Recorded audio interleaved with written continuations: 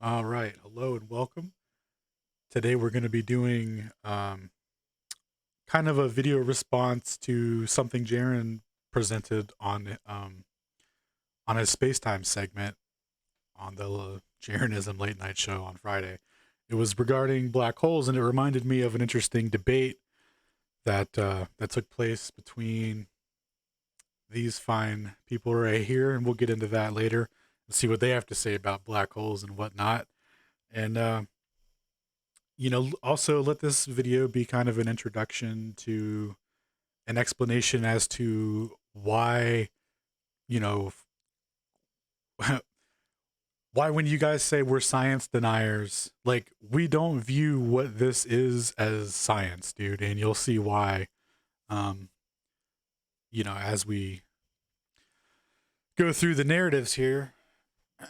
So, let's begin with Jaren reviewing two articles that came out about black holes recently, and we'll see what those have to say. And keep in mind, these are articles that are meant for the general public.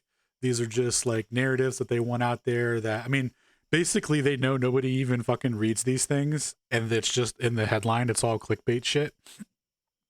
So it's they could literally just have it have like their big message point in the headline. So we'll kind of talk about that too when he pulls up the articles, and then we'll see what he says about them when he reads them. We'll play it at 1.15 speed. It's space time. Welcome everybody to the. And remember, science is true whether or not you believe in it or not. Not the highlight of the show. It's like the low light. Is that Neil such thing? deGrasse Tyson. The low light of the show. I think it's such thing. So I did want to start out with a couple just space news that I think is hilarious. They're all funny, but this one: how the inside of a black hole is secretly on the outside. All right. So, just in the title here, it's like it's kind of like already setting the tone that like the black hole is already established. Like now we're talking about the insides and the outsides. We've skipped looking for it and shit. We've already found it. It's a known thing. And keep in mind what we're gonna find out how a black hole even can like this is so fucking how they operate. The black holes come about from an anomaly in Einstein's general relativity theory, and when a mass gets when a quote unquote solar mass gets down, that's what is it? It has to be a certain size. 1 second. There's a ratio for it. Yeah, so if an object if is 20 times solar masses, um, and it goes down below 2 gm over c squared, you know, if the radius of that mass goes below that, it becomes a black hole. It collapses in on itself infinitely. Actually, a singularity forms at the center of that mass, and that collapses everything in on itself, and it becomes a black hole. And the reason that happens is because when your Einstein's theories or whatever are meant to explain things on the macro level, like on the quote unquote, grand scale of the universe. So like big celestial bodies and everything like that. And then when there's a constant, and I learned this from the debate, uh, when there's a constant in a theory, anything that is smaller than that constant really starts to break down the theory uh, when you examine things with the same theory with the constant. So that's what happens with black, or that's what they say will happen uh, when the size of and the density of something or whatever, how it affects space time and whatnot. When it gets to that size, it becomes so dense that the gravity infinitely curves in on itself. And, so they're dealing. So, in this is a concept that came out of a math equation, keep in mind, right? These are concepts that came out of a math equation, and then they go and look in the sky, right? And oh look, they find a black hole. But anyway, we'll get to all that. We'll get there. Interesting. Before we get to that article, let me bring this one over because there's one that kind of leads to that.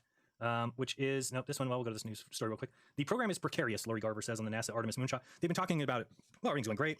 They're going to launch, what is it, tomorrow or next day? I don't even know. Unmanned craft. But Lori Garver isn't on the same page saying that it's going to be, it's very precarious. Anything could happen. Oh, 1 second. This is a different article. Mars rovers everywhere, and they'll land on them and then take off. Not super interested in this for the purpose of the video. And then we've got this one, I believe. So it's talking about Hawking and black holes and the paradox and all this stuff. You probably know what it is. And then you've got this lady talking about, it's like a conversation. It's like a 60-second science conversation or something. Here it is. This is a 60-second science. And it really does tell us something about this astrophysicist or whatever it is, cosmologist that's on here. And because she says, here, we're here to talk about the black hole information paradox, which has been a problem in physics for a long time. Basically, black holes seem to break the rules of physics. And part of the reason why is because we have to use two different theories to describe them. And the two theories do not get along. On the one hand, we have quantum mechanics. On the other hand, we have general relativity, which describes things that are very big, very massive, very large. And most things in the world don't require both theories. They're either big or they're small. And they take up very little space, but we have so much, I'm sorry, but they have much less, sorry, they have so much mass talking about the black holes. And you really need both theories. And yet when you try to combine quantum mechanics and general relativity, everything goes crazy. The interviewer says, how can two rules of physics not apply?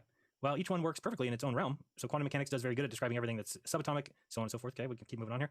How exactly do they not work together? Well, basically you try to combine them and the equations break, you get infinity, a bunch of stuff. And it's a sign that something's missing. I agree. We don't fully understand something. And the time that we don't fully understand, I'm sorry, and the thing that we don't fully understand is gravity. Now, if anybody was listening to my Thursday night show last night, Brenda called in. I told Brenda to take a hike, but I also told them, I also told them that we don't understand gravity. This is why they have dark matter, dark energy. No, you would never admit that. But clearly, they don't understand gravity, but they won't get rid of it. All you need to go look at Feynman. Feynman tells you flat out, if observation doesn't match theory, you have to get rid of the theory. The theory's wrong. So our observations tell us gravity's wrong. So what do? Do they get rid of gravity? No, they double down and say, well, then there must be something else there. So quantum mechanics has been made to work very well with every other theory and every other force of nature. It can describe electromagnetism, the strong and weak force that works inside atoms, but it can't describe gravity. And yet with black holes, you have something that's teeny tiny, and yet the gravity is super strong. And when we try to describe what's going on in them, we can't. We don't have a theory to tell us everything about how a black hole works, and we really don't understand what's going on inside them. So they're just admitting, we don't have a clue, right? This girl says, how long have we known about this paradox, right? Because she's probably concerned. The interviewer's like, wait a second, there's a problem with our equations? So this paradox dates back to about 50 years, and the story basically starts with Stephen Hawking in 1974, discovering that black holes leak. They leak out radiation over time, particle by particle. So keep in mind, he discovered black holes leak. So was he in a wheelchair at that time? Stephen Hawking, 1974. Was he already wheeled up? Yeah. Yes, he was. What did Stephen Hawking do? Yeah. Okay, so anyway, he discovered that black holes leak, dude. Like, just, and they let out radiation over time. We'll get to what they leak and the radiation and particle by particle. Like, this is how these people fucking talk, dude. All right, sounds weird, but okay. All right. Well, sorry, I'll let Jared do his thing. And eventually they completely disappear. Sounds weird, but okay. The problem is that if black holes can disappear, so can all the information about what fell into it. We're gonna get into the minutia of this, though. The leaking and the Hawkings, the leaky hawk, dude. And that is a huge problem because that breaks the laws of physics. According to the quantum mechanics, information can never be destroyed. You might think information is destroyed all the time when you shred an invoice or burn a book, for example. But according to physics, if you had complete knowledge of the book ahead of time, of every atom and every molecule within the book, then you could follow each atom and molecule through the burning process and see where they all end up and everything would be fine. Not sure about that. But black holes aren't like this. If a black hole is destroyed, it's completely... Yeah, dude, not sure about that. That's fucking intense. That's an intense commitment. But that's their fundamental principle for a quantum field theory. So we'll talk about that in the when we're going over the debate thing. Quote unquote debate. Destroyed, and there is no way to access the information that it once held, and that can't be, so that's a paradox. Wow, but obviously there's new information and new research, right? Can you tell me about it? Right, so for 50 years, scientists have been puzzling over this issue, trying to figure out what's going on and whether there's a way to save the information that's inside black holes. Now you're going to see the reason I brought this article up. That's hilarious. It exposes one of the issues with science. And finally, in the last few years, they've had a major breakthrough. The breakthrough involves several very mind-bending concepts. One of them is wormhole, which is bridges in space-time. These are the shortcuts in space-time that connect two very distant points, and the other has to do with the weird rules of quantum mechanics. Now, keep in mind, they've been prepping us for wormholes in movies for a hot minute. Who knows that they always take a piece of paper and a pencil and they punch a hole through it, and they're like, the quickest way through the space-time is to fucking punch a hole through a bending. All right. Wormholes in movies explained. Let's see if we can find a quick clip, because they always do the same thing. See if we can find it. Yeah, this right here. They always take a piece of paper and and a pencil, and they fold the paper, and they go, "What's the quickest way to point A to B?" Well, if you fold the paper, okay, yeah. So wormholes, dude. They've been prepping us for wormholes for a minute, and yeah. According to quantum mechanics, everything that can happen does happen. Huh. So a particle, for instance, that doesn't just travel along a straight line from point A to point B. Instead, it takes all of the possible paths that could connect point A to point B. It circles up, it loops down, it twists around before arriving at point B, and all those things happen. Well, when you apply this concept to black holes, How do you punch a hole in space time, dude? Like, it means that you have to consider all the possible arrangements anyway. of space, time, and within black holes. All of them are simultaneously real. I believe that. I mean, these guys, at least, they have a grip on reality. And one of the possible arrangements of space time is a wormhole. Of course, it's one of the possible that you've made up. It's possible. So these are these weird little theoretical bridges, shortcuts in space and time. And there's a chance that the inside of a black hole is connected to the inside of another black hole through a wormhole. Well, you have to take this possibility. You have to take this chance into account. Physicists recently figured out. They have to take that chance into account. Everything changed the equations that they used to describe the entropy in black holes. Basically, a description of the amount of disorder gave a totally different answer, and they pointed to a solution for a way that information could escape black holes. And this is what is called an island. Now, of all the weird things we've talked about already, this is the weirdest. You're about to get weirder than wormholes? Oh boy. This is the idea that deep within black holes, there is a special region called an island. She just got done telling us that she didn't have any clue what's going on, and they're just going to make shit up. Well, there's a special region called an island inside of a black hole. How? Have you seen it? No. And this region is both inside the black hole and also outside the black hole at the same time. And that the information that's within the island, since it's inside and outside, can escape the black hole's destruction and is never truly destroyed. Even if the black hole evaporates away completely and disappears, and this seemed to resolve the paradox. Really? Yeah. They solved it, guys. Did you see they solved it? Yeah, that fixed it. There are a lot of questions still to be answered. Everything is not totally settled. And not all physicists agree with this solution. But it definitely does seem like it points a way forward. Okay, so that's basically the article. Now, the hilarious thing is, in the sidebar of this article, where was it? Well, it was there yesterday. In the sidebar of this article, maybe it was down here, one of these, yeah. So one of the links, it took me to this article, which is how the inside of a black hole is secretly on the outside. Like, what? She just got done telling us that that they just came up with that, and it's not even real, and they're just making it up, and that, a lot of people don't agree, but not the article. The article just goes and says, no, it is in fact. What the hell's going on here? Why does the date of this article say September 1st, 2022? It's August 27th. August, September, October. Okay, just don't mind me in the calendar, and that's not important. What's the date on this one? December 1st, 2036? Maybe. August 19th. All right, makes a little more sense. That's just hilarious to me. That, and you start to read this, and then of course it ends. I can't read the rest of it. But its theoretical physics has been in crisis mode ever since '74, when Stephen Hawking argued that black holes destroy information. Blah blah blah blah blah. During this process, information about what fell into the black hole is apparently lost, violating a sacred principle of physics. This has been an open problem for more than 45 years, but the pieces started falling into place in 2019 through research that I was involved in. The resolution is based on a new understanding of spacetime and how it can be rewired through quantum entanglement, which leads to the idea that part of the inside of the black hole, the so-called island, is secretly on the outside. Anyway, can't read more than that, but I thought it was classic physics, and it's all theoretical garbage and nonsense. And then also, somebody sent me this. How are you doing 5-minute videos on TikTok? I can't. All right. So there we have it. The intro into the black hole conundrum, the information paradox. And we're going to go over arguments for and against the existence of black holes and things like that. So let's see. Big Bang. Yeah. Okay. So I watched this on this IAI on their YouTube channel a couple of years ago, and I didn't really realize like what I was watching, and then now coming back to it and knowing more about this stuff, I was like, oh, this is full of fucking interesting shit about all that. So this will be an insight, and I downloaded the video already because it'll be easier to skip through, so we don't have to watch the whole thing. But there's a couple of things I wanted to go over, and just to show you some insights on the on like the high level of academia of astronomy and physics and all that shit. So this is Lori Marcini Houghton. She's a professor of physics at the University of North Carolina. This is Michael Rowan Robinson, professor of astrophysics at Imperial College, and has a bunch of accolades. I think he was like president of the Royal Astronomer Society or some shit too for a couple years. So he's big into it.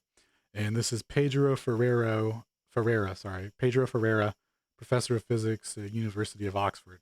So these guys are going to get into a discussion. It's presented as a debate on their YouTube channel is what it was, because the video was, or the title of this guy's show format is Bango's another theory of the universe. And I guess he just has these people on and they talk about their stuff. But look at how they talk when it's not because they're saying a lot of the same things that we're saying. You know, they're like a lot of their points are the exact same, and we're gonna go over the quotes and see what all that's about. Why is this bugging out? All right, there we go. So let her give an intro. Some leading pocket just last weekend don't run according to the laws of them. I'll begin to my right. Planck satellite, is that right? The book A Perfect Theory in 4 minutes. Then we have to doubt if you use quantum mechanics after, especially with a very important work by Sir Roger Penrose and Stephen Hawking, things got a bit tricky after the discovery of Hawking radiation by Hawking in the early 70s. And the reason is because pretty soon people realized that if you use quantum mechanics and therefore obtain Hawking radiation, you end up with a huge paradox known as the information loss. And that's no good because it, in a nutshell, it forces us to rethink this age-long battle between general relativity and quantum theories. If we accept Hawking radiation, which we do, then we have... So the general consensus... Now, this is... Keep in mind, they accept Hawking radiation, so they've probably seen it, right? There's probably an experiment they've done where, you know, in a lab or something, right? With controlled variables and independent variables and all the cool things we were told about from the scientific method. And I'm sorry, I don't mean to be facetious about it, but this is so insane. So they accept this. Now, why do they accept this? Well, we'll pause her for a second and we'll get into what that means when she says apply quantum mechanics to a black hole. Like, what does that mean exactly? Like, those are just words. Let's find out what the words mean. Sorry, I have these lined up. I just don't know the order. Hawking radiation. Yeah, okay. It was the first lane. Classic. Okay. So we're going to watch a quick video on Hawking radiation and how what it means to apply quantum mechanics to black holes. In the initial days of space research, it was believed that... Oh, sorry. And this video is from Science ABC. black holes were space objects into which things could enter, but never leave. However, this all changed in 1974, when Stephen Hawking proposed a groundbreaking theory regarding a special kind of radiation, which later became known as Hawking radiation. All right, hold on. With space research, it was believed that black holes were space objects into which things could enter, but never leave. However, this all changed in 1974, when Stephen Hawking proposed a groundbreaking theory regarding a special kind of radiation, which later became known as Hawking radiation. So how does radiation leave a black hole, you ask? Stephen Hawking was an English theoretical physicist and cosmologist who was most famously known for his theoretical prediction of Hawking radiation. That being said, what exactly is Hawking radiation? In order to understand this phenomenon, it's imperative to have a basic understanding of black holes. When a massive star dies, it leaves a small but dense remnant core in its wake. If the mass of that core is more than roughly 3 times the mass of our sun, the force of gravity overwhelms all other forces, and a black hole is formed. A black hole is not just empty space. In fact, it's a great deal of space packed into a very small area. Think of a star that is 10 times more massive than ours, being squeezed into a sphere with a diameter equal to the size of New York City. The result is a celestial object whose gravitational field is so strong that nothing, not even light, can escape it. This is how black holes earn their name, because they're pitch black. We have a separate video dedicated to black holes, which you can check out by clicking the link on the top right corner or visiting the link in this video's description. In the early days of scientific research concerning black holes, astronomers had a very basic understanding of them. It was believed that black holes radiated no energy of any kind. However, this all changed in the year 1974, when a young English physicist named Stephen Hawking came up with a theory proposing that black holes were not really black. In fact, he claimed that they could emit radiation. His theory stated that the mass of a black hole could become energy, which could then be radiated away. He formulated this theory by combining insights from quantum mechanics, the science of how the very smallest particles of the universe work, as well as Einstein's general theory of relativity, which deals with how gravity works at astronomically large scales. Not surprisingly, Hawking's theory was not initially well received in scientific circles. Even so, it gradually gained acceptance and popularity and became known as a groundbreaking discovery in the field of black holes. Radiation emitted by black holes was therefore named... Oh, it became a groundbreaking discovery and was accepted. After people were like, nah, this is dog shit. And then it was accepted. Hawking radiation, in honor of the physicist who predicted its existence. According to the principles of quantum mechanics, for every particle throughout the universe, there exists... So this is where we're going to get into the quantum mechanics part of how he's applied this to the event horizon of a black hole. An antiparticle. These particles always... Sorry, I kind of interrupted that guy in mid-sentence. I'll let him say... predicted its existence. According to the principles of quantum mechanics, for every particle throughout the universe, there exists an antiparticle. These particles always exist in pairs and continually pop in and out of existence everywhere in the universe. Typically, these particles don't last long, because as soon as a particle and its antiparticle pop into existence, they annihilate each other and cease to exist almost immediately after their creation. That being said, things become a bit different at the boundary of a black hole's event horizon, the point beyond which nothing can escape its gravity. If a virtual particle pair blip into existence very close to the event horizon of a black hole, one of the particles could fall into the black hole, while the other could escape. So if a particle blips into existence next to a black hole, the actual particle may get sucked into the black hole and it'll be separated from its theoretical antiparticle, and that antiparticle won't be able to be annihilated, because I guess it can only annihilate if it comes in contact with the real particle, and yeah, so then it becomes radiation. Falls into the black hole effectively has negative energy, which is, in layman's terms, akin to subtracting energy from the black hole, or taking mass away from the black hole. The other particle of the pair that escapes the black hole has positive energy, and is referred to as Hawking radiation. Due to the presence of Hawking radiation, a black hole continues to lose mass and shrink until the point where it loses all its mass and eventually evaporates. It's not clearly established what an evaporating black hole would actually look like. The Hawking radiation itself would contain highly energetic particles, antiparticles, and gamma rays. Such radiation is invisible to the naked eye, so an evaporating black hole might not look like anything at all. It's also possible that Hawking radiation Might not look like anything at all, guys. power a hadronic fireball, which could degrade the radiation into gamma rays and particles of less extreme energy, which would make an evaporating black hole visible and quite spectacular, as it breathes its last and ceases to exist in our universe.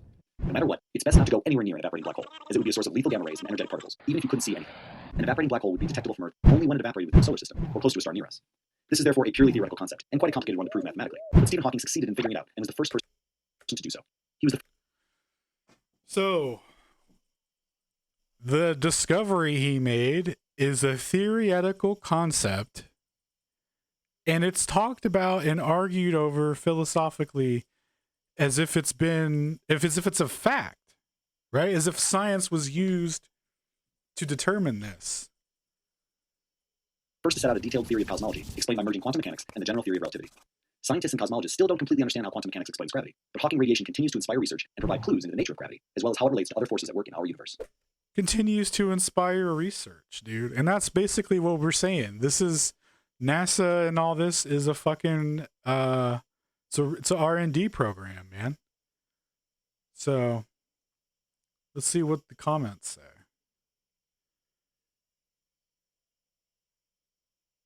So he wears the wheelchair before he's famous. All right. We have quantum like things, yeah.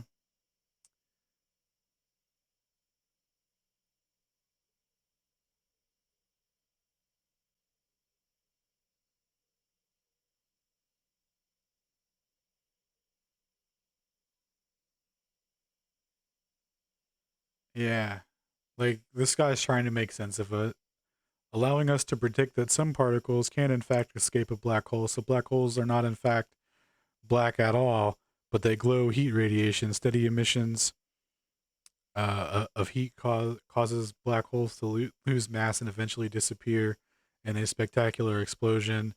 It's very, very simple in the way that a body loses heat. Second law of thermodynamics.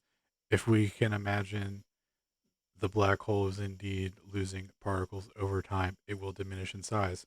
Well, funny you mentioned losing particles over time, because as we're going to find out from the cast of The Great Debaters, there's no, yeah, no, you would never see a particle.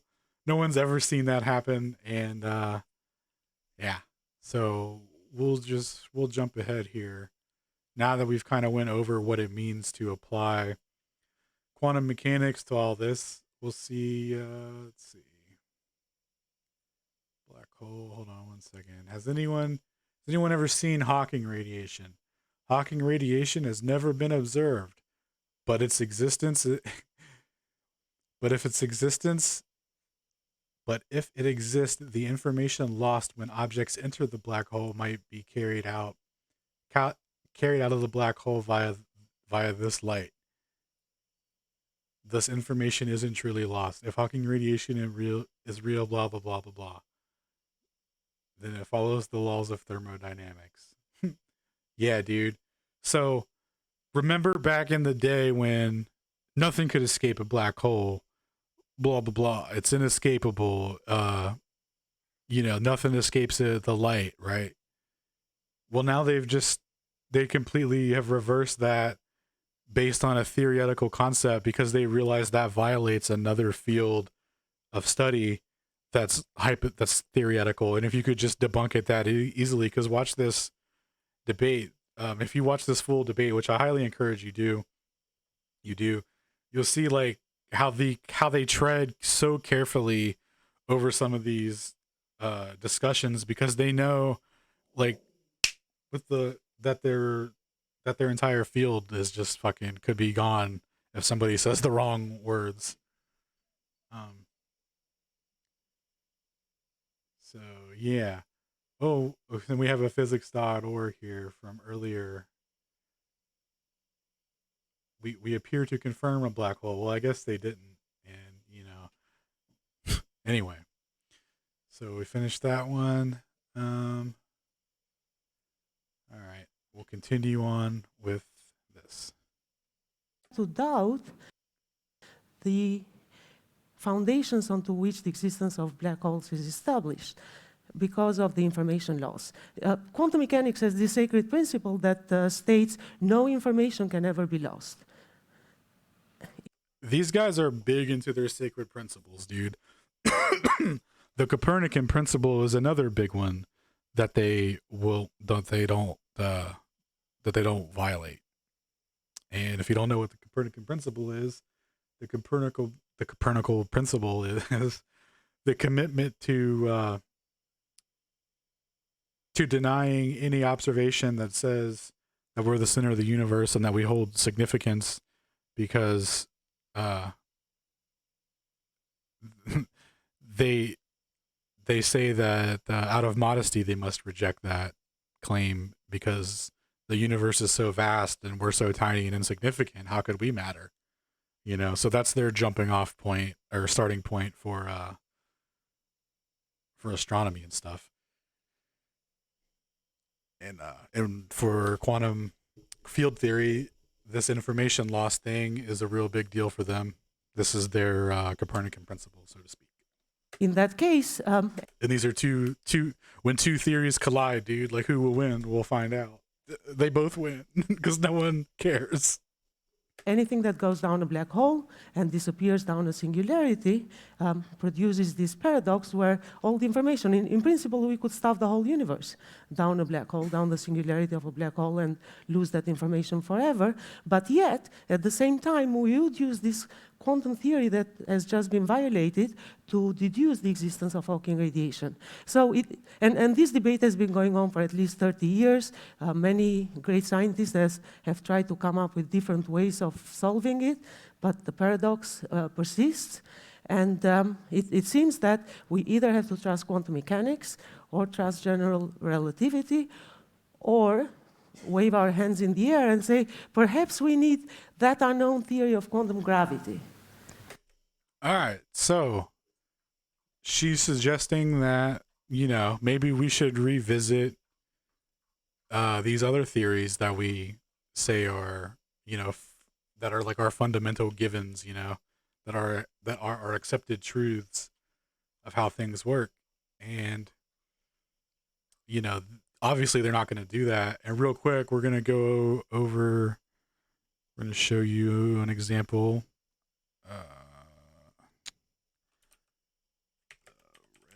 Redshift hypothesis.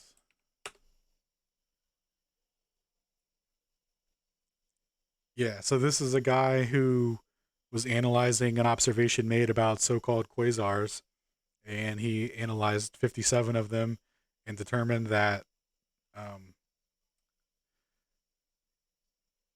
that we are in a unique position because if we were anywhere else, we couldn't see all 57.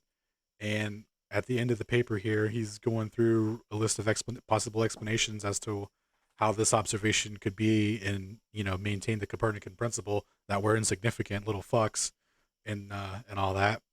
So he gives his first explanation. He's like, no, it's not that though.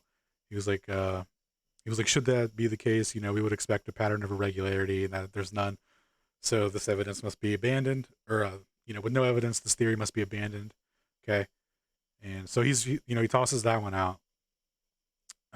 He gives another explanation. There's no evidence. So let's see. So we should abandon that one too.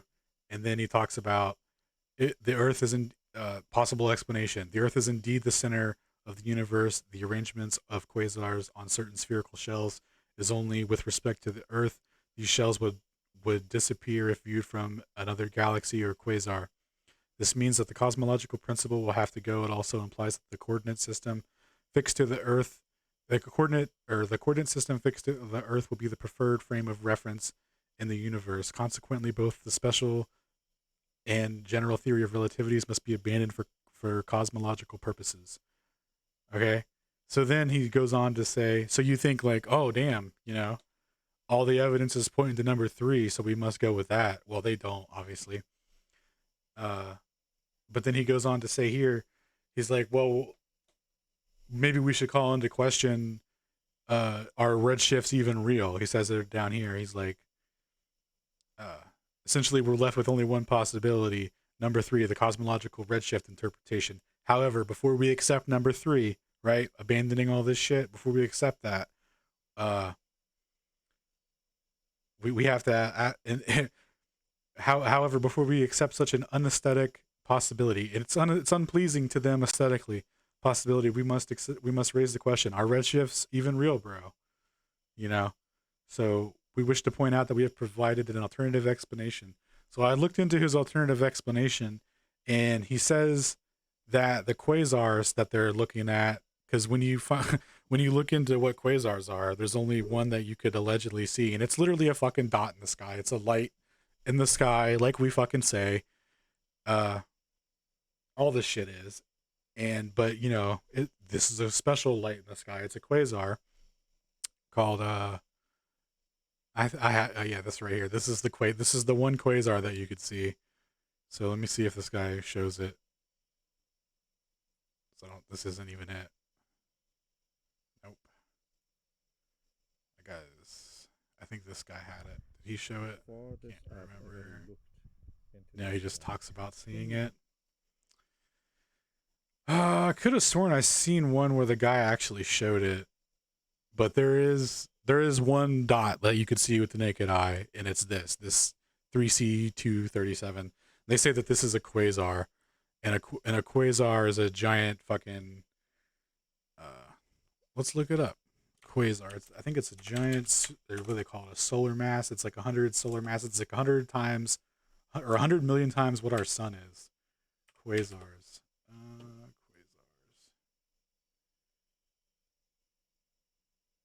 Quasar size.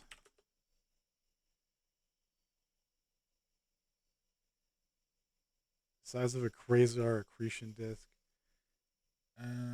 Anyway, it's in the notes. I'll bring it up later. But they say these are giant fucking stars, and they're super far away, and we can't even see them. You can only see them when you use a radio telescope, and they're literally just dots. Like, let's look up the Wikipedia for.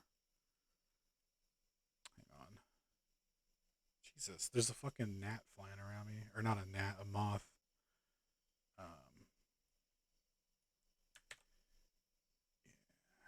Let's go to Wikipedia.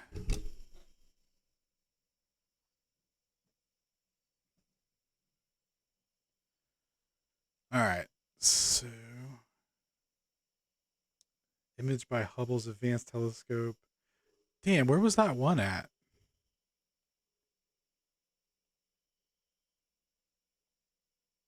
There's a. Hold on. Is it a radio telescope image? I don't know. We'll find it eventually. But anyway, let's keep going.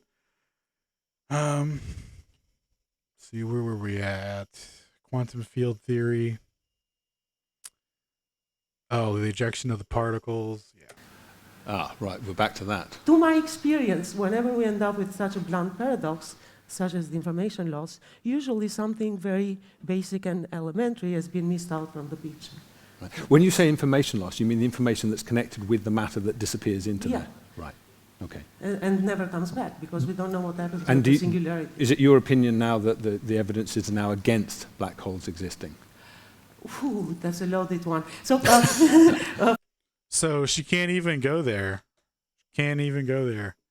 for whatever reason, people have grown very attached to the word black holes. I think part of it has to do with the culture that spread beyond the physics community. So, no, I'm not saying black holes don't exist. I am saying that when quantum Yeah, she's saying people have an emotional attachment to this shit because of all the media that they've been exposed to.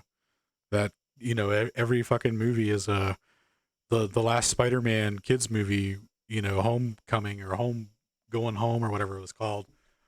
They had like 3 Peter Parkers and they were all from a different time rift and all this theoretical dark matter shit they say in the movie. They're like, oh yeah, that's confirmed in our reality.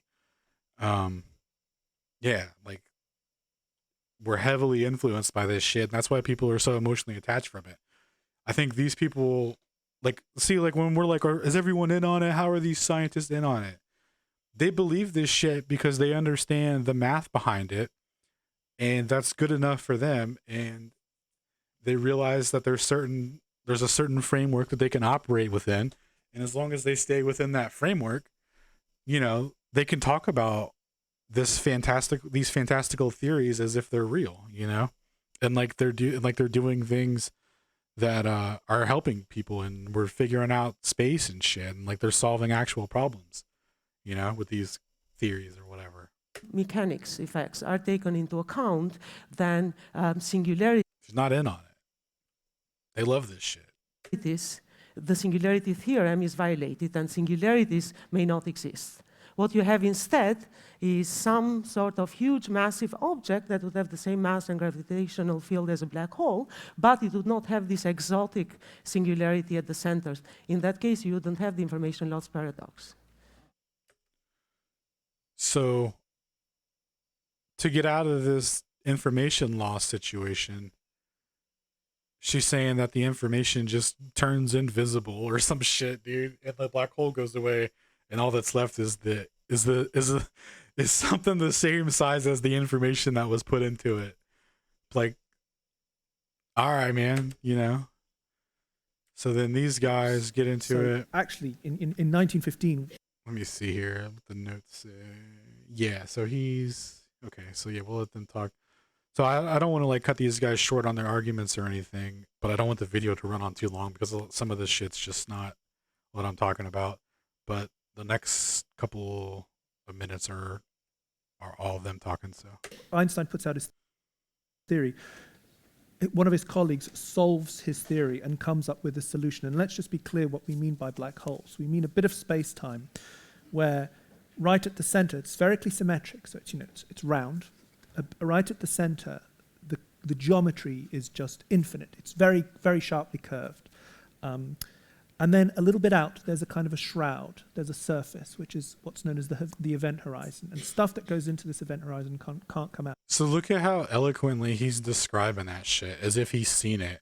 And he's holding his hands and he's making this sphere shape. And he's like, yeah, it's like, you know, imagine you're holding a ball. And it's like, but like, what's space-time? And it's nothing. So nothing is like, dude, this is so fucking crazy. It's all magic. Schwarzschild comes up with this, and Einstein, he says this is a solution, but it's very mathematical, and that's kind of been the tenor throughout the last 100 years, is that someone looks again at black holes, comes up with a more physical model, and someone says, well, actually, it's just mathematics, and stellar buffoonery that. You mentioned the Eddington, and I just think there is this ebb and flow where at some point someone disagrees, someone thinks that there's something wrong with black holes. Okay, so that's just going to happen for a while. It all boils down to, mathematical evidence for it is definitely there. It all boils down to observational evidence, and I don't want to rain on your parade. I'm going to let you talk about the observational evidence. But one of the things that, yeah, dude, we're going to talk about that observational evidence, dude, and there was one thing I wanted to touch on that guy was saying. So did you hear what he was saying, man? That when Schwarzschild showed him his equation for the what was it? The 2gm over c squared, when he came up with that, and that's where you know, everything breaks down at. Einstein's like, yeah, it's just math though, bro. And but people have given it physicalities, and now it pulls in space-time, like it's, or, you know, and it pulls in these things and it sucks them in and it creates a paradox and another field of study. You know, it's fucking crazy. I think there's a lot of indirect evidence for the existence of black holes. I think very soon we're going to have direct evidence. We're going to point a bunch of telescopes at the center of the galaxy, and we're going to look for this event horizon, this dark circle. And where basically the telescopes are going to be sufficiently resolved that we're going to be able to take a photograph of it, and we're going to see if this event horizon is there or not. So my answer to you is, I think ultimately it's an experimental question, it's an observational question, and we're going to see if it's there or not. Now, there are various aspects to this. The fact what happens right at the center, you know, what happens to this shroud, and we're debating these bits of it. So yeah, a couple years later, they did go on to claim that they took a picture of a black hole, and, you know, it's literally fucking a CGI image. It's not anything that you could ever discern as fucking true or real. So I want to say 4 things. Summary first. Black holes exist, but are weird. all right. Okay. There's abundant astrophysical evidence for stellar mass and supermassive black holes. I'll just say a little. Dude, there's abundant evidence for this, by the way, he says. We're going to go over his evidence. Bit about those. In my view, the problem is its Hawking radiation does not really exist. I'll explain what I mean by that. And finally, I want to, if I have time, to We'll get say, into does that modern too. theoretical physics have a problem? Okay, so general relativity, wonderful theory, immediately had 2 great successes, explaining the orbit of Mercury, which was an anomaly there, and the bending of light around the sun. But So they always tell this story like they had to fucking solve this anomaly, or they were on the edge of just throwing out whatever fucking theory they had before that, right? Like this goddamn precession of Mercury just was fucking them. Thank God Einstein came along and made that not matter with math. Right away, there was this issue of something funny happening at a particular radius, 2gm over c squared, gravitational radius that was in the first solutions. And as Laura says, Oppenheimer and Snyder in 1939 showed that this was the endpoint of stars above a certain mass. We now know this mass is about 20 solar masses. So a star of that mass, when it runs out of fuel, it collapses, the center collapse just keeps on collapsing, and to a point, essentially, a singularity. But what they also showed is this singularity is hidden from view by an event horizon. I just want to read from the abstract of this 1939 paper, which encapsulates all the weirdness, really, of black holes. So they wrote right at the front of their paper, the total time of collapse for an observer co-moving with the stellar matter is finite. And for this idealized case and typical stellar masses of the order of a day, so the whole thing collapses to a point in a day, an external observer sees the star asymptotically shrinking to its gravitational radius. In other words, from outside, we never see the thing collapsing. It just endlessly, as time goes to infinity, it goes towards its event horizon. We never actually see the thing collapsing in. Well, that was a brilliant piece of theory, but it took a while for them to be found. And it was 1964. So as it collapses to infinity, dude, so you'll never see it, blah, blah, blah, kind of thing. And what he goes on to say about the Hawking radiation is that it would be happening so slow in our perspective that it would be imperceptible. The first of these collapsed massive because stars no one's actually detected Hawking radiation. No one's this theory that they've all accepted as real, which we've accepted. And that guy got an award for it and all that shit, and he discovered it by writing math down.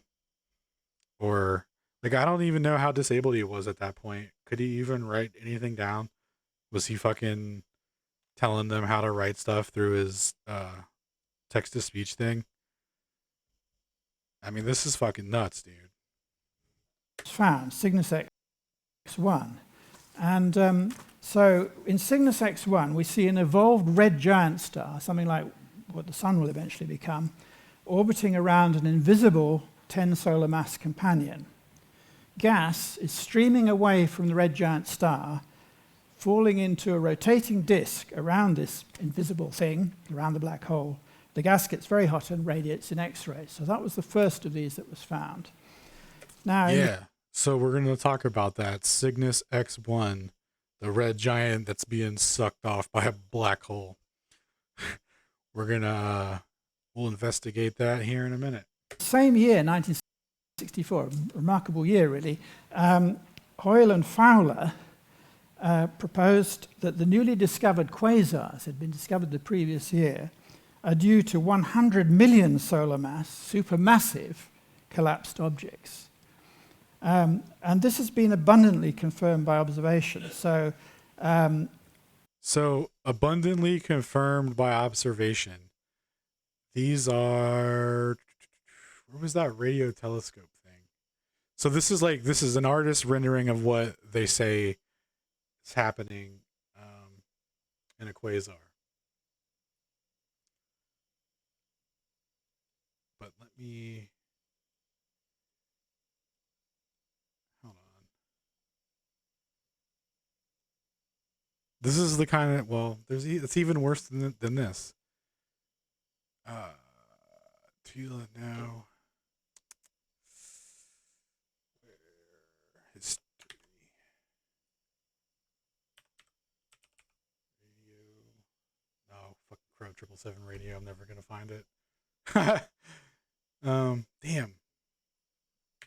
Radio telescope images.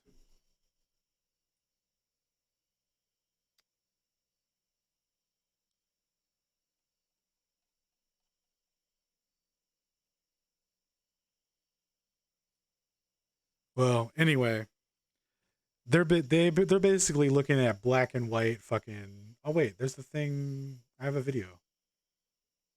Yeah, this. Oh, right here. God, I'm sorry. Apologize for the disorganization.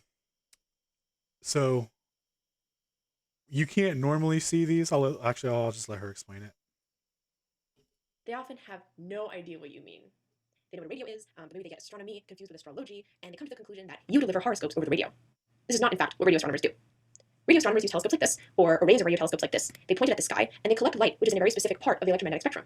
This part right at the end here with the long wavelengths. For reference, you see that little narrow strip of visible light? That's what your eye is capable of seeing. But to look elsewhere, so to look in the radio, for example, you need to use telescopes. So we take our radio telescopes, we point them to the night sky, and we see this. This is what the sky looks like. All right, so this is the kind of stuff that they see, right? And now sometimes they'll see stuff that you can't normally see with your naked eye. In the radio.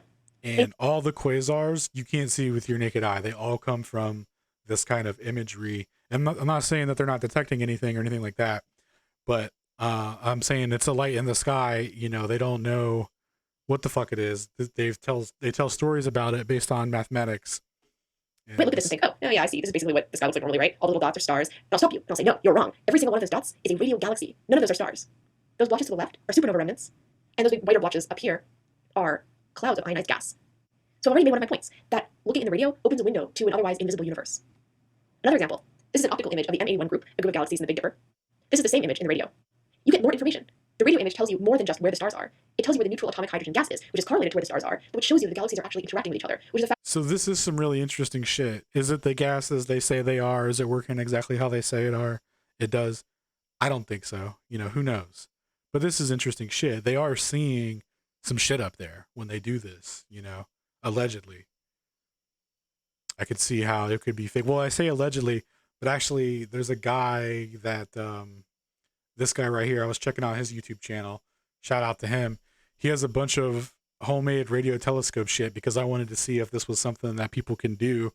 And you can even, there's even geostationary satellites, or, you know, quote unquote, that you can pick up with a homemade radio telescope.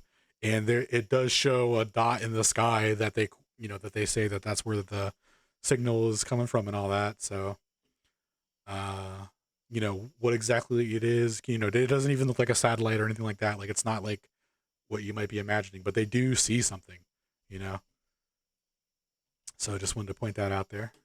That you totally miss in the optical. Another example, this is an optical image of Centaurus A, a sort of ordinary looking optical galaxy. When you look in the radio, you see that there's this feature that's totally invisible in the optical. This galaxy has huge radio lobes that are being emitted from the supermassive black hole at its center. Each of those little dots that I showed you in that picture of the radio sky is one of these radio galaxies. This is another radio image. You might have seen it before. It's the microwave cosmic background radiation, which is radiation that was emitted right after the Big Bang in its aftermath when things were beginning to cool down. It's in the radio because as the universe expanded, so did that radiation. So the radiation went to longer and longer wavelengths, and longer wavelengths is in the radio end of the spectrum. Being able to see this has totally revolutionized cosmology.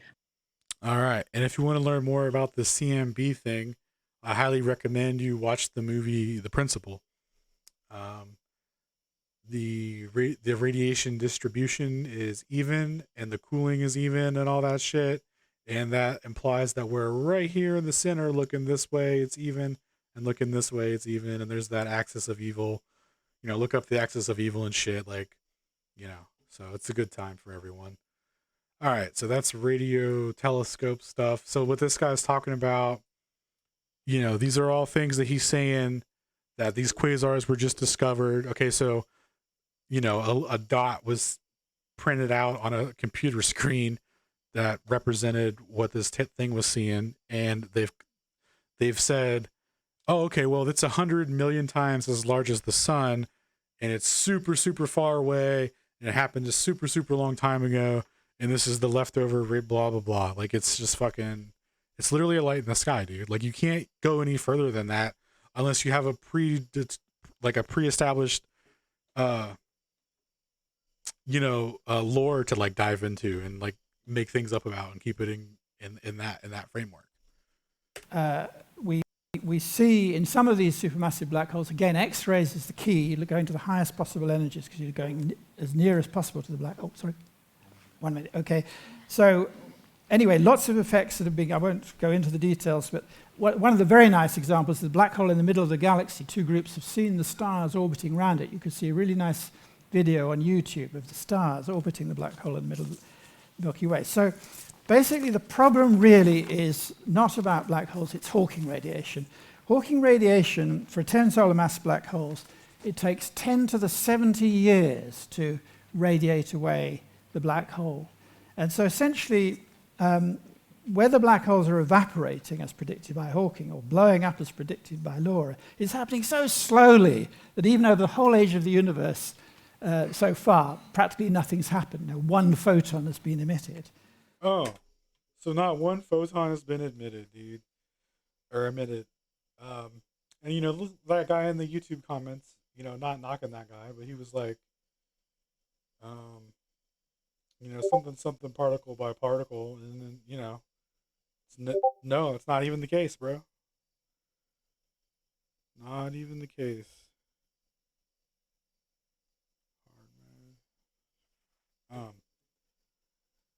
Yeah, so let's see. I think that was.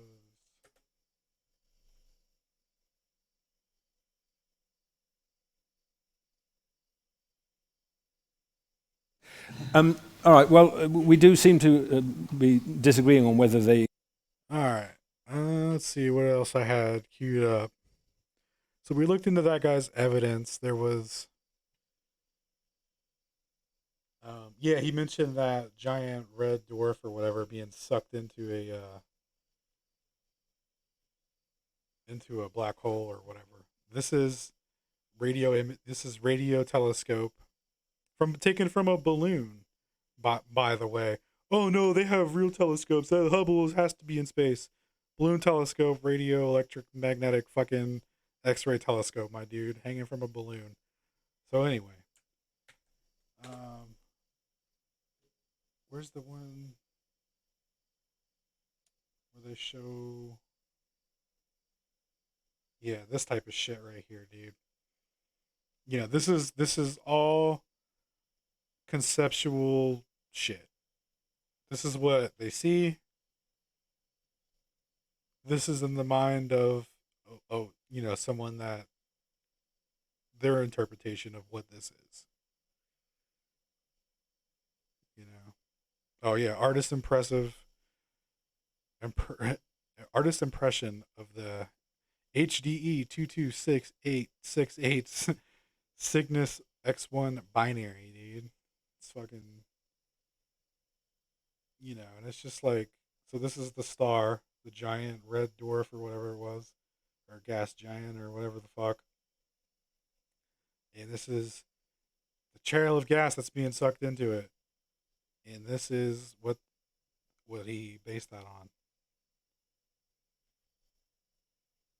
So let me double check that. So X-ray image of Cygnus taken one by blue high res. Yeah, and they say that this thing's orbiting and they see it moving and shit. Like, I've never seen it moving. Where are the videos at of this fucking thing moving, bro?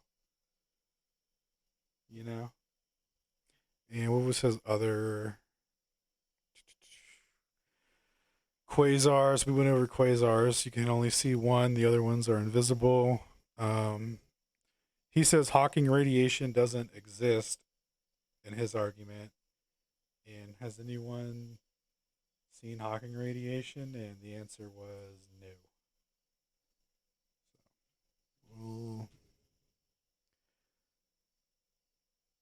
let me just read through my notes real quick, and I'll provide the notes in the description as well.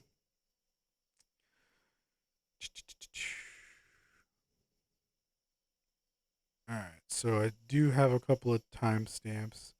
We're going to go to 3848.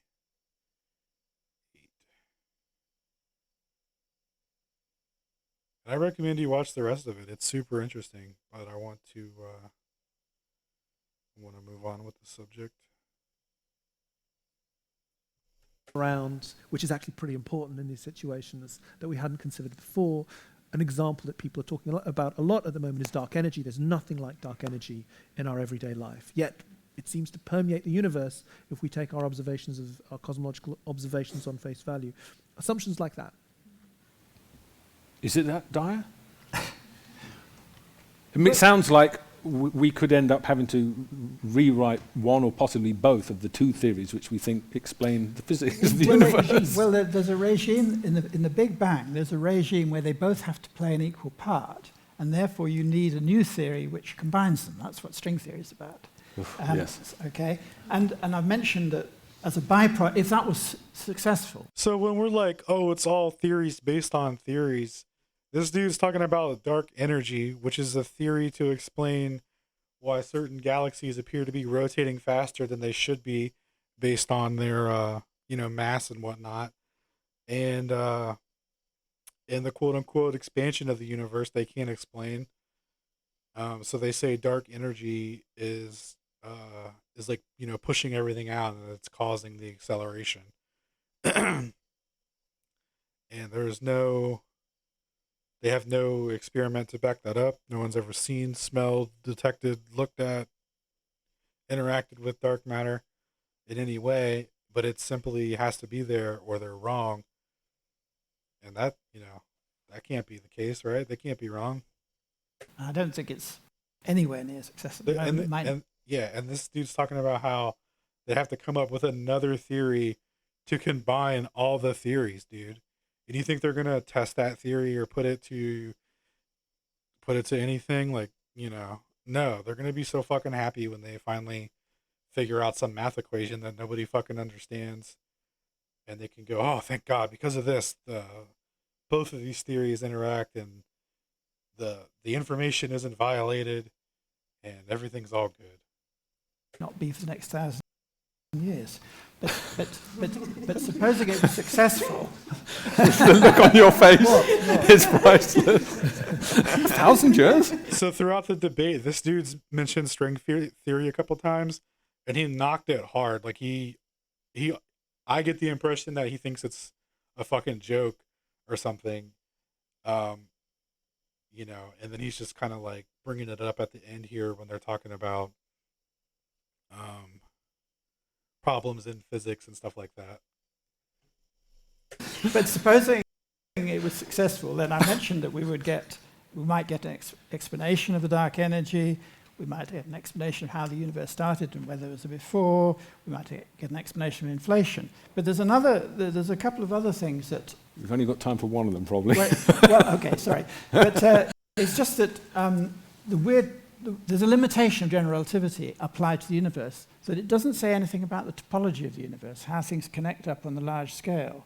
So there's when you're looking in opposite directions in the sky, do they meet up or not? General relativity does not say, and yet that must be an interesting fact about the universe. When you say meet up, how do you mean? Well, in other words, if you look indefinitely in that direction, do you see the same objects if you look indefinitely in the other direction? So that's to do with topology, how things connect up on the large scale. General relativity has no prescription, and yet it is a part of the structure of the universe. And it's not to do with the Big Bang. It's just actually the geometry of the universe is not specified by GR totally. All right, I don't quite understand that. So we'll have to come back to that. But he actually says something interesting at around 29, 28. So we'll go back to that real quick. Look like, and if we understand, Likely to be more fruitful in terms of new physics and so on is the one at the beginning of the universe. Oh yeah, so this dude's hoping that a new unifying theory will come out, through string theory, that will explain what caused the Big Bang and what happened before the Big Bang. It would explain dark energy, which they have no explanation for. It would explain the alleged expansion of the universe, and it would predict gravitational radiation from early stages of the universe. That's what this guy says, that he's hopeful that string theory brings this stuff together. Because what we're hoping is if by a miracle string theory suddenly came together into a theory as opposed to a landscape of an almost infinite number of models, then we would hope that it would tell us what happened before the Big Bang, some kind of shadowy quantum world out of which emerged the universe we're in. It would explain the mysterious dark energy, something that we require in astrophysics but have absolutely no explanation for. And it would also, I presume, explain inflation, the period we think happened at the very early universe, in which the universe suddenly inflated out to the kind of scales we see in the modern universe. So the kind of scales that they see. So what do they see again? Let's do a quick review. Let's do a quick review of what they see.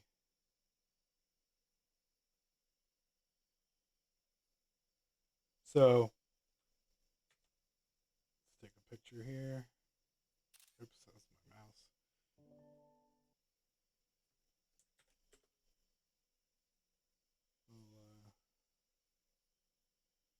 Hold on a second. Pull this up.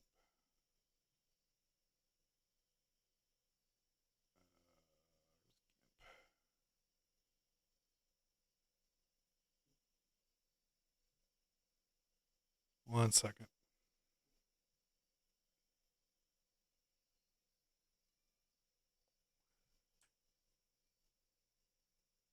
All right. Shit. So they're saying the distance from this dot to this dot, the scales that they're talking about, right? This is millions and billions of light years of distance, And I was exaggerating for this particular instance, but that's basically what they're saying. The distance from here to here, like just this object is smaller, and this object is bigger.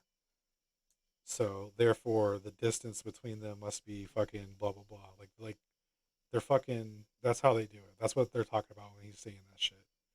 It's not like they're out there and they know and they measured it, all that shit. So, get that real quick. Gotta keep that trash can empty. And no doubt it would predict gravitational radiation from those early stages, which we could actually detect with telescopes. So I think the Big Bang... Gravitational radiation, you say? What's that? Gravitational radiation, huh? Nope, not quasars. Is gravity radiation real?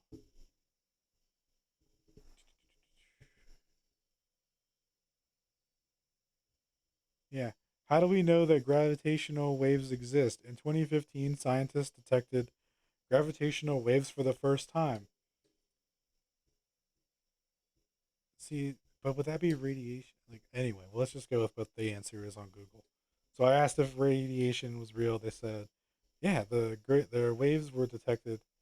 Actually, are gravity waves radiation? Gravity waves transport energy. Okay, yeah. So okay, totally. So LIGO here, our boy LIGO has detected. This is their evidence, right? So this guy, remember how he was talking about there's so much abundant of evidence and all this? All right, well, the astrophysicist who faked it.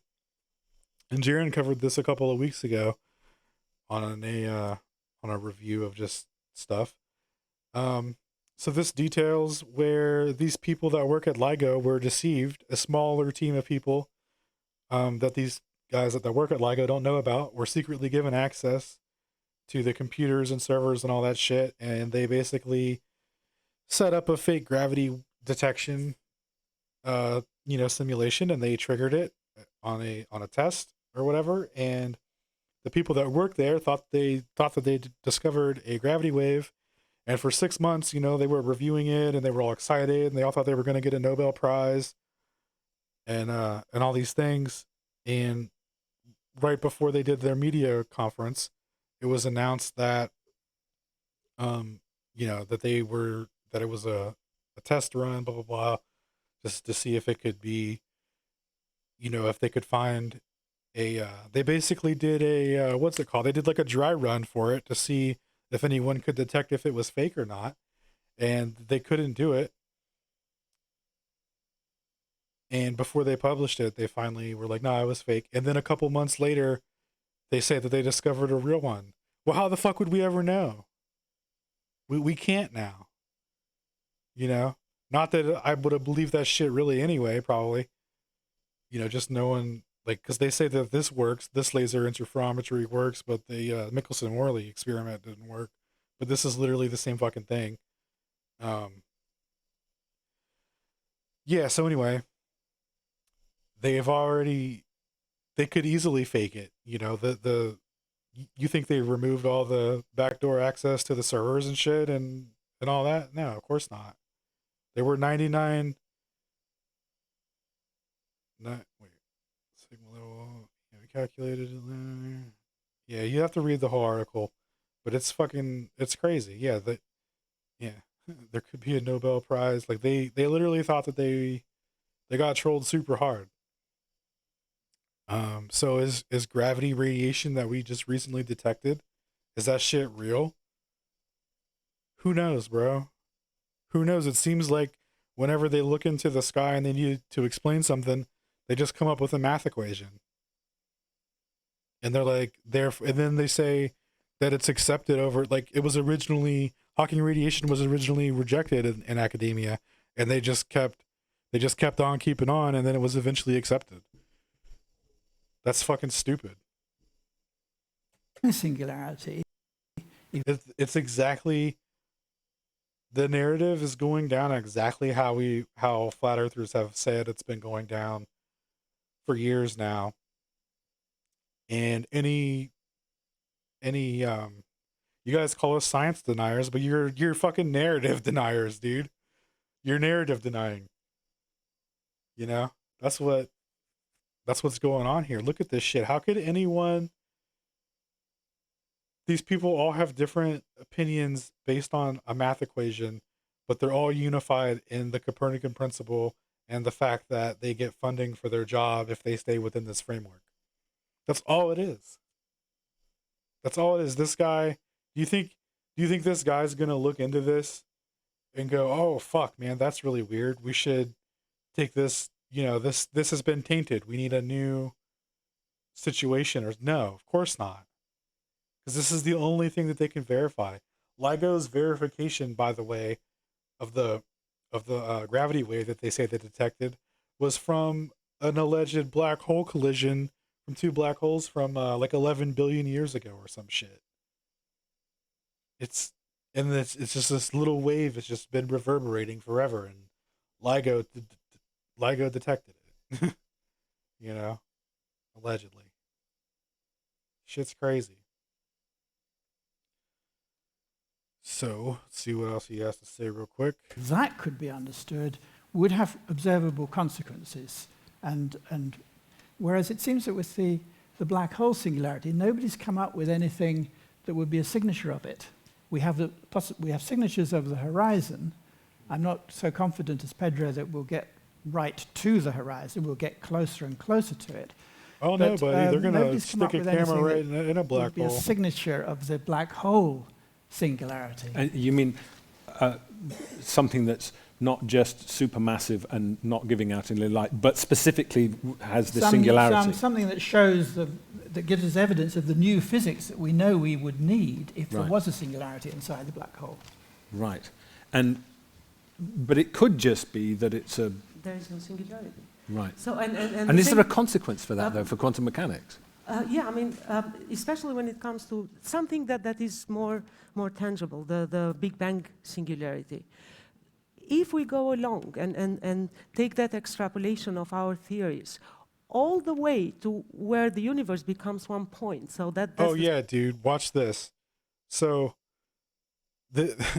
watch this singularity shit fall apart when they try and apply it to the Big Bang theory, another theory, right? Singularity at the Big Bang.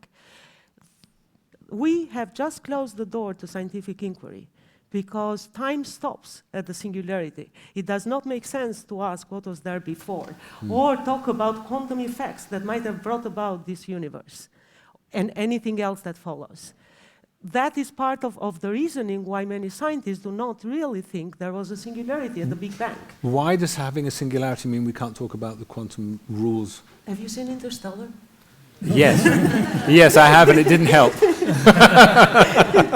Very entertaining, but it didn't help a bit.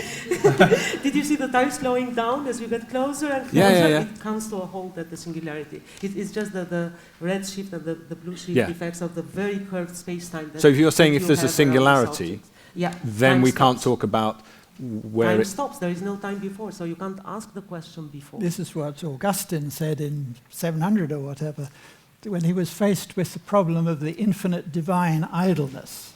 So he said, what did God do before the creation for this infinite time before? So Augustine solved this problem by saying time was born with the universe. So there's no before. Right, so he just wasn't on an extended tea break, there just wasn't time.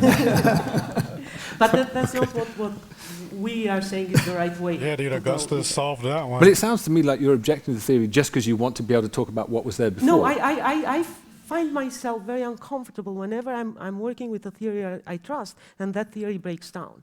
So it's very difficult to make any extrapolations with high confidence if you are completely aware that your theory is no good at that regime. So if you take quantum mechanics into account, and perhaps we should explain what the information loss paradox is and all those things, it's Go not ahead. difficult. So quantum mechanics says if you have a system, then all the information you have about the system, it doesn't matter how that system evolves, but all that information will be preserved in one form or another.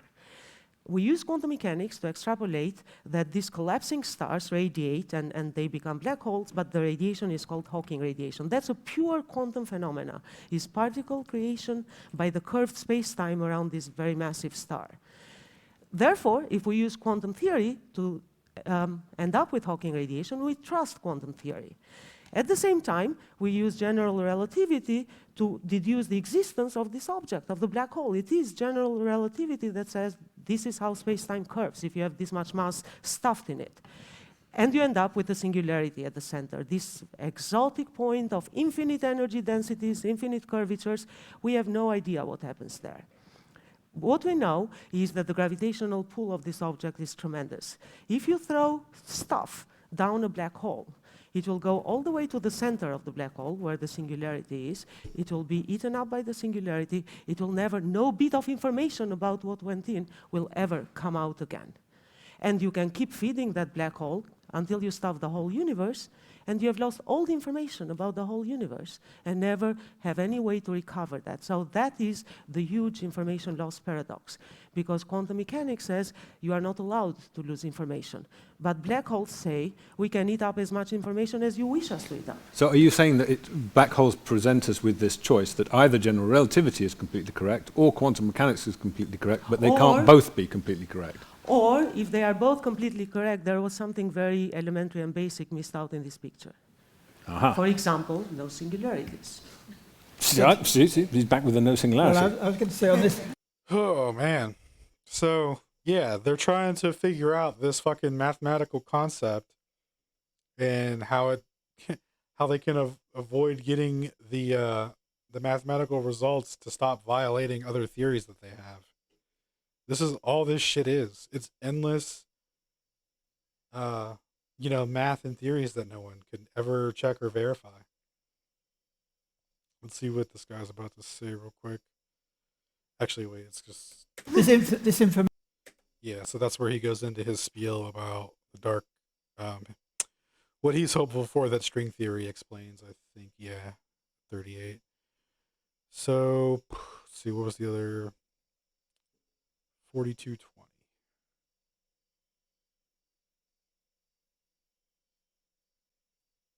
Recent in terms of science, it's only from the 1930s onwards. And initially, people found it outrageous that anyone would say, well, mathematically, I end up with a singularity.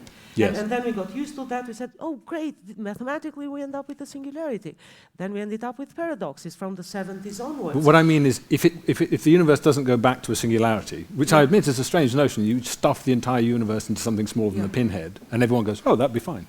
If it's not that, what are we going to? Where does it begin? Does it begin with a small piggy bank, or a cloud, or what? I know I'm being facetious, but if it's not a singularity, yes, that's why they're here.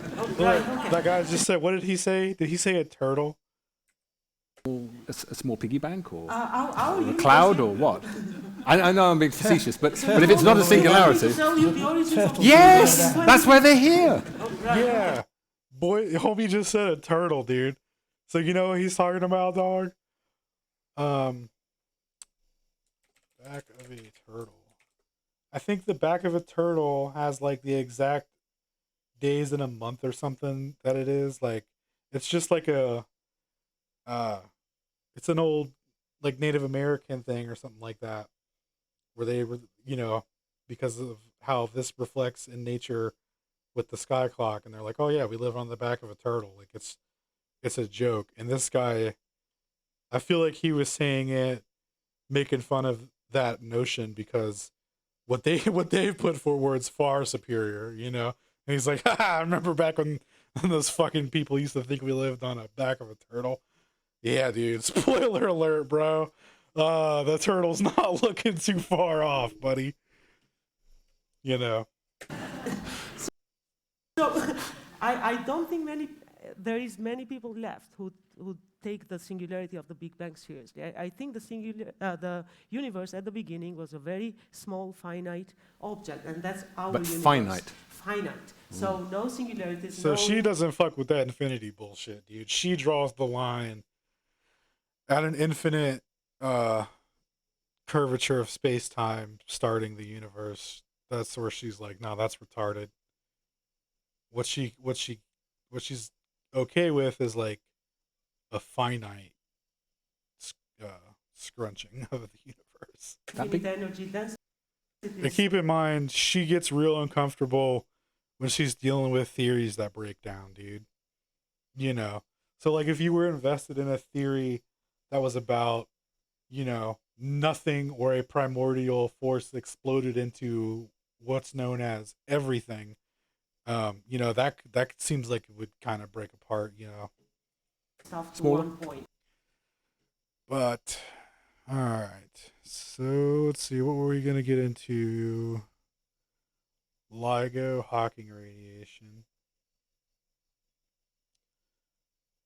Oh yeah, this was from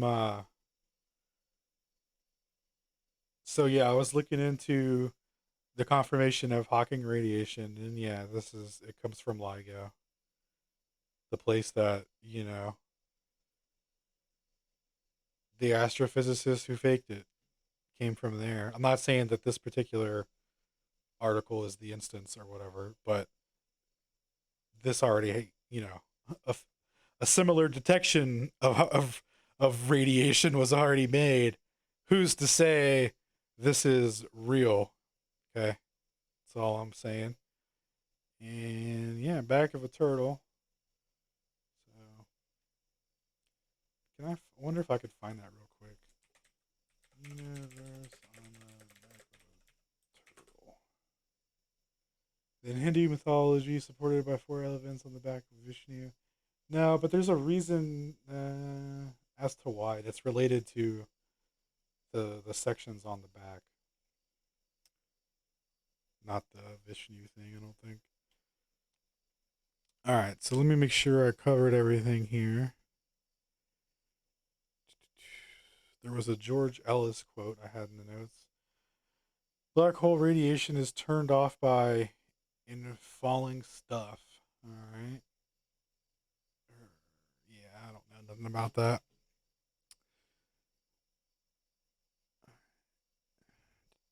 All right, so just a quick recap. The evidence presented for black holes is mathematical and observational based and indirect evidence and a alleged picture now. But yeah, we went over the observational evidence and found that it's, who knows what the fuck any of that is, man.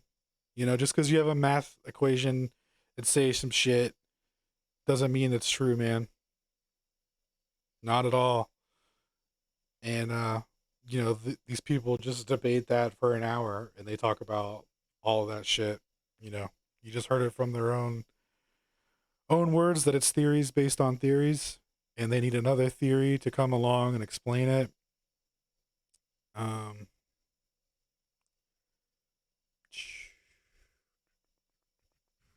Yeah, and they they use a theory to fucking uh to verify another theory, and in verification of that theory, it fucking refutes the original theory that that put forward the notion that the theory that it's trying to confirm is true. Like when you say it like that, like what it really is, it's like, whoa, that sounds retarded. That's not really what it is. That's what it is. That's 1-to-1 what it is. So that's why we don't believe in this shit anymore, man. There's nothing. If anyone was gonna convince me, right? Because like, you know, you'll get people in the YouTube comments and, you know, everyone's a fucking scientist. Well, these are actual scientists, you know, and they don't even know. And they don't know that the things that they're basing what they think they know on could be faked or misinterpreted or backed up by another theory that nobody wants to question because, you know, it would invalidate someone's field of study, someone's feelings would get hurt, somebody wouldn't get funding. Like it would be too much. And so, yeah, you'd have to watch the whole debate. I highly recommend it. It's really interesting. These are just my thoughts on it, and I think that's everything that I wanted to present in this video. So I'm gonna hop off now. Thanks for watching, and catch you on the next one.